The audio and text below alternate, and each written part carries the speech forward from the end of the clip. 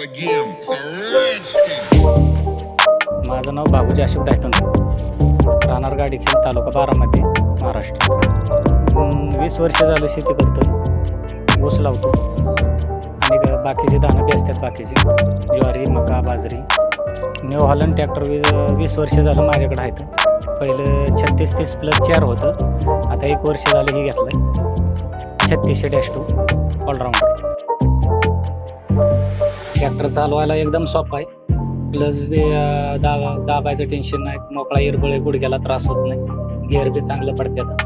आणखीन मागचा हायड्रोलिक उचलायला बी काय अडचण नाही. इरबळ ट्रॅक्टर चालवला तरी असा काय थकवा वाटत नाही. जिथं मी 8 तास चालवत होतो, तो दुसरा ट्रॅक्टर तिथं ही ट्रॅक्टर 10-12 तास चालतो.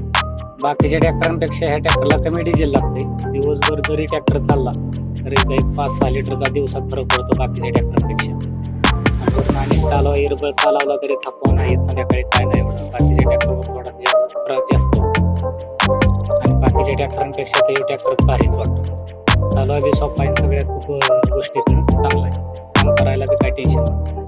ह्या ट्रॅक्टरने ऊस तोडणीपासून वाहतुकीला, कारखान्याला ह्याच ट्रॅक्टरने ऊस नेतो. या चढाचोडाला काय अडचण येत नाही. चढ मोठा असला तरी ट्रॅक्टर चालून चढून जातो. त्याच्यामुळे ह्या ट्रॅक्टरचं काय असं टेन्शन वाटत नाही. चालवा बी भारी वाटतो. वाहतुकीला 1 नंबर आहे. चढाला ढाळाला काय अडचण येत नाही. ऊसा वाहतुकीला माग किती बोजा टाकला, काय झालं, पट्टी लावली तरी सहजासहजी पुन्हा मुंडकं उचलत नाही.